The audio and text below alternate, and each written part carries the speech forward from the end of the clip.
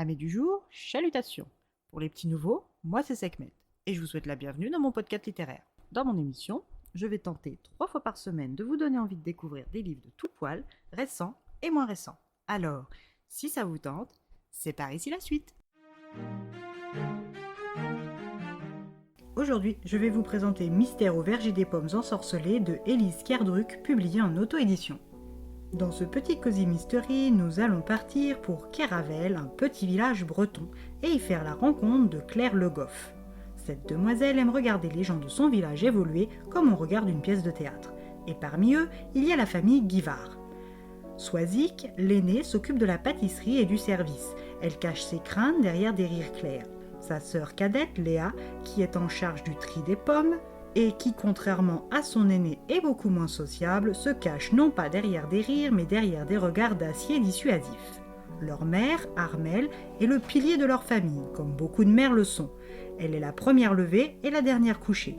Elle gère le verger familial avec douceur, savoir-faire et discipline.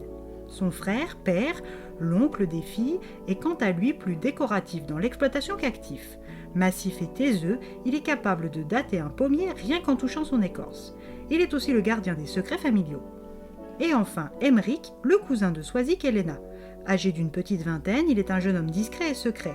Toujours accompagné de son carnet dans lequel il écrit tout, il observe tout et tout le monde, lui donnant la réputation d'être un paresseux ou un rêveur selon les langues des villageois par lesquels il passe. Claire, en fine observatrice, connaît bien les gens et est plutôt proche de Swazik, qui lui fait systématiquement goûter toutes ses créations autour des pommes du verger familial. Compotes, chaussons, tartes, tourtes et autres gourmandises sucrées sautent au rendez-vous pour le plus grand plaisir de ses papilles, peut-être un peu moins pour son tour de taille. Au verger des Guivards, la grande fête annuelle d'Halloween est presque prête quand le maire de Kéravel, M. Yann Kermadec, et son insolente fille Clairvy arrivent en terrain conquis pour la première fête du mois. Le jour se couche et les lanternes accrochées un peu partout dans le verger s'allument, conférant au lieu une jolie teinte orangée. Quand les premiers villageois arrivent pour festoyer. Les enfants courent et s'amusent, les adultes discutent par petits groupes et se régalent des douceurs faites par Swazik, le tout dans une ambiance chaleureuse et détendue, un bon verre de cidre chaud à la main. La soirée avance quand soudain un grand bruit fait sursauter tout le monde. Dans la grange, des caisses sont tombées, laissant un message peint apparaître aux yeux de tous ici présents. Claire et son meilleur ami photographe Malo se frayent un chemin pour mieux voir. Claire lit ce qui s'approche d'une prophétie. Quand la pomme rouge tombera sous la lune, le secret du verger reviendra au grand jour. C'est sur cette note emplie de menaces que la fête se termine. Le lendemain, sur la place du marché, les langues s'en donnent à cœur joie. Tous ceux qui ont participé à la fête de la veille y vont de leurs commentaires. Claire apprend de la bouche de la boulangère Solène que sa grand-mère lui a raconté qu'autrefois, une fille du village avait disparu un soir de cueillette, et la rumeur disait qu'elle suivait une pomme rouge qui brillait dans la nuit juste avant que plus personne ne la revoie au village. La grande fête d'Halloween est pour le soir même, et Swazik, Lena, Armelle et les autres ne peuvent s'empêcher d'être nerveux au vu de la conclusion de la dernière fête en date. Pour le moment, tout se passe bien. Les gens ont l'air d'avoir oublié l'incident de la grange quand soudain, rebelote, la soirée est perturbée par un cri et une cruche de cidre fracassée au sol. Une pomme rouge gravée des initiales PG est là, bien en évidence.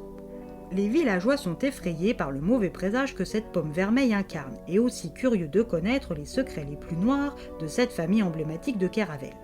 Claire, qui un peu plus tôt avait déjà trouvé une pomme rouge marquée, n'est pas vraiment surprise, mais craint que la peur ne fasse vite place à la haine chez les villageois. Elle décide de prendre cet avertissement fruitier au sérieux et se lance dans l'enquête. Elle commence par les archives du village et découvre que la jeune fille dont Solène lui avait parlé s'appelait Anne Guivard et qu'elle était la cousine de Swazik, Lena et Emmerich. Accompagnée de sa petite boule de ronron Gavotte et de son ami à l'objectif Malo, Claire va chercher des réponses et elle espère qu'en les trouvant, elle ramènera la paix à Kéravel. Alors, êtes-vous prêt à l'accompagner ?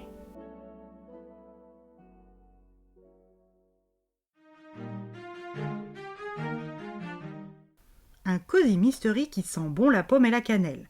Une histoire rondement menée qui ne perd pas de temps et qui ne s'appesantit pas sur trop de détails. Une lecture idéale pour passer une petite soirée loin des écrans.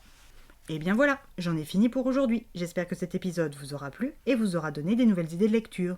Si vous souhaitez découvrir d'autres petits bonbons littéraires tout droit sortis de ma bibliothèque, je vous retrouve le mardi 21 octobre prochain pour un nouvel épisode.